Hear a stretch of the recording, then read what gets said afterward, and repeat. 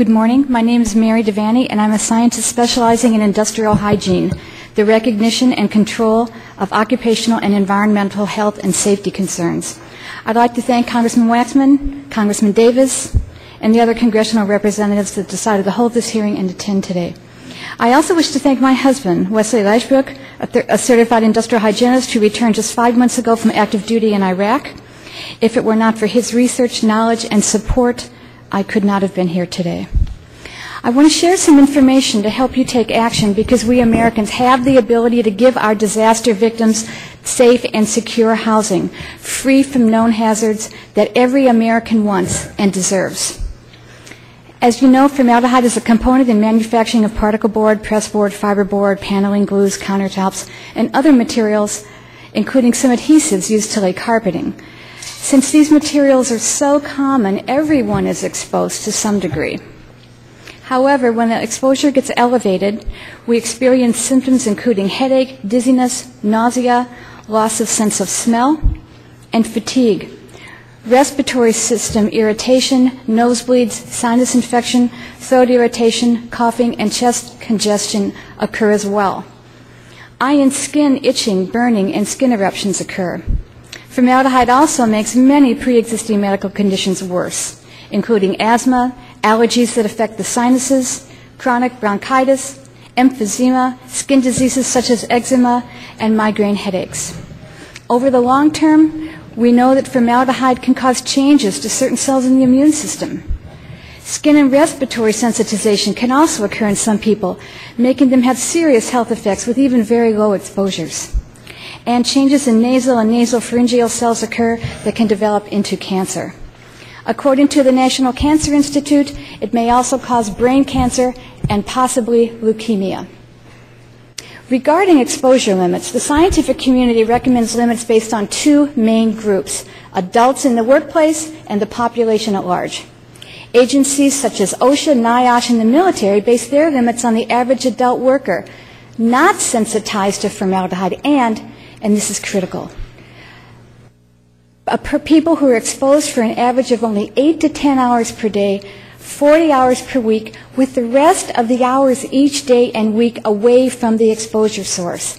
So these levels can be set much higher because the away from exposure source recovery time assists these people and their bodies in recovering from their exposures.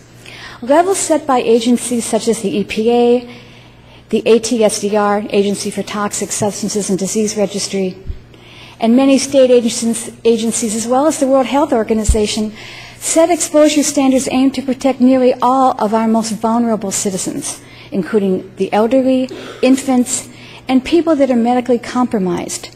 Workplace and military standards do not protect this at-risk segment of our population. Because of concern for the health of individuals living in these trailers, over a year ago, the Sierra Club began sampling trailers in Mississippi. Within a couple of months after being informed of the high levels, FEMA had sampling conducted by the EPA.